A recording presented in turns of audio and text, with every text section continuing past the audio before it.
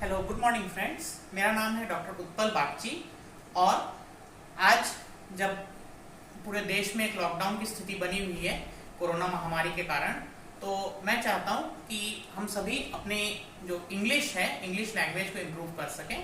और इसलिए मैं अपने English classes, doctor Bagchi's English classes की एक सीरीज मैं आज से स्टार्ट कर रहा हूं, जिसमें कि मैं आपको ग्रामर की छोटी छोटी बारीकियों को समझाऊंगा ताकि आपकी इंग्लिश लैंग्वेज ग्रामेटिकली परफेक्ट हो सके।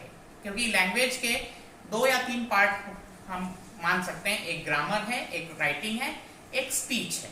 तो ग्रामेटिकली यदि हमारी लैंग्वेज परफेक्ट होगी तो हम सिंपल लैंग्वेज को ठीक ढंग से बिना गलती के ठीक कर सकते हैं। तो चलिए इसी सीरीज में, इसी श्रृंखला में आज अपनी पहली सीरीज में स्टार्ट करता हूं, जिसमें मैं आज डिस्कस करूंगा आर्टिकल्स के बारे में। आर्टिकल्स इंग्लिश में क्या होते हैं, उनका यूज कैसे किया जाता है, इस चीज पर हम आज इस सीरीज को स्टार्ट करेंगे। चलिए देखिए, आर्टिकल्स इंग्लिश में 3 आर्टिकल्स होते हैं, ए, एंड, द। जिसमें से ए और एंड को हम कहते हैं इंडेफिनेट आर्टिकल और द को कहते हैं डेफिनेट आर्टिकल। ए और एन हम वहां पर यूज करते हैं, वहां पर लगाते हैं जहां पर हम किसी वस्तु या किसी व्यक्ति के लिए आमतौर पर कोई बात कह रहे होते हैं, और जहां पर हम किसी वस्तु या व्यक्ति के बारे में विशेष तौर पर बात कहते हैं, वहां पर हम द का यूज करते हैं। तो इसमें जो द के जो रूल्स हैं काफी सारे हैं, इसको हम अलग से देखेंगे। अभी हम ए और एन के डिफरेंस को समझते हैं। देखिए, पहले तो ए और एन और द। जैसे मैं कहता हूं कि आई एट एन एप्पल टुडे, मैंने आज एक एप्पल खाया, एक सेब खाया। तो इसमें मैं एक सेब की बात कर रहा हूं, कोई विशेष सेब की बात नहीं कर रहा। लेकिन मैं कहता हूं I ate the apple on the table, तो यहां पर द एप्पल और द टेबल, यहां पर मैं बात कर रहा हूं कि वह एप्पल जो उस टेबल पर रखा था। तो एक विशेष एप्पल हो गया, एक पर्टिकुलर एप्पल हो गया जो उस टेबल पर रखा था।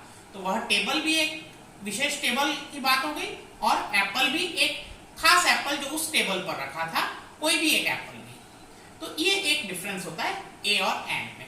अब हम में से अधिकतर जानते हैं कि हम एन का यूज कहां करते हैं, जहां पर कि वावल्स होते हैं। और हमने लगभग सभी ने टेक्स्ट बुक्स में पढ़ा होगा कि ए ई आई ओ यू, इन्हें हम इंग्लिश में वावल्स कहते हैं।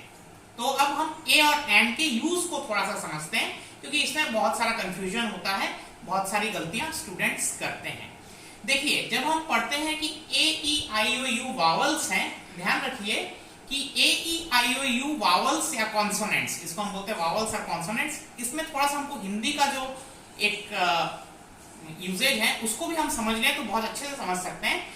हिंदी में इसको कहते हैं, या संस्कृत में कहते हैं इसको स्वर और व्यंजन। स्वर यानी वावल्स, व्यंजन यानी कॉन्सोनेंट्स। अब स्वर और व्यंजन जो हैं वो लैंग्वेज के स्पोकन लैंग्वेज का पार्ट है, ना कि रिटन लैंग्वेज का।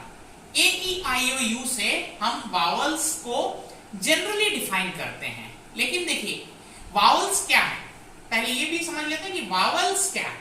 वावल्स यानी वो शब्द या वो साउंड जिनके उच्चारण में कहीं पर भी जो हम सांस छोड़ते हैं बोलते समय, वो कहीं पर भी मुंह में अटकती नहीं है। मतलब जैसे आप इसमें हिंदी साउंड्स को देख लीजिए, या जो हमारी संस्कृत के वर्णमाला के साउंड को, अ, आ, ई, उ, ओ, औ, ए, देखिए, इनमें जो सांस छोड़ रहे होते हैं वो कहीं पर भी रुकती नहीं है। मुंह से निकलते समय सांस या हवा रुकती नहीं है।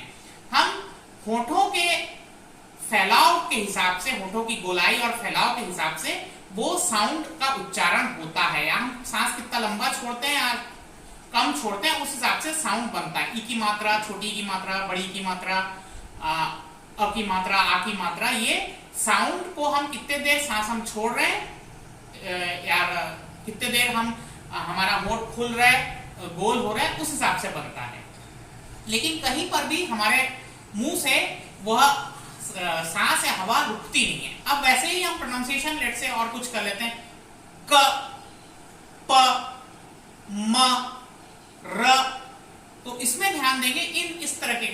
जिनको कि हम व्यंजन या कॉन्सोनेंट्स कहते हैं, इन साउंड्स में कहीं ना कहीं हमारे जीभ, होंठ या दांत के टच होने से हवा थोड़े से समय के लिए, एक फ्रैक्शन ऑफ ए सेकंड के लिए रुकती है और फिर मुंह से बाहर निकलती है। जैसे देखिए ब, म, र, ल, त, थ। तो यहां पर जीभ, होंठ, दांत, इनके कहीं ना कहीं कांटेक्ट होता है और इससे जो हवा रुक के निकलती है, इनसे जो साउंड्स बनते हैं इनको हम कहते हैं कॉन्सोनेंट साउंड्स। तो अब इसमें ध्यान रखेंगे कि ए ई आई ओ यू जो इंग्लिश अल्फाबेट्स हैं, उससे हम जनरली वावल साउंड्स को रिप्रेजेंट करते हैं, जनरली, लेकिन हमेशा नहीं। अब एग्जांपल देखिए, मैं एक सेंटेंस बनाता हूं, his uncle is an MP. अब देखिए एमपी मेंबर ऑफ पार्लियामेंट, सांसद, एमपी, तो यहां पर लेटर जो है, अल्फाबेट जो है वो है एम, लेकिन साउंड है ए।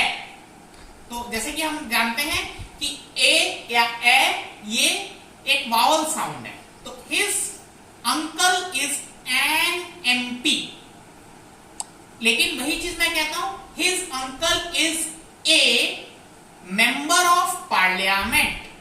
तो यहां पर अगेन लेटर तो वही है एम, लेकिन मेंबर ऑफ पार्लियामेंट, यहां पर जो स्टार्टिंग साउंड है वो म है, मेंबर, म, तो ये ए यूज हो रहा है।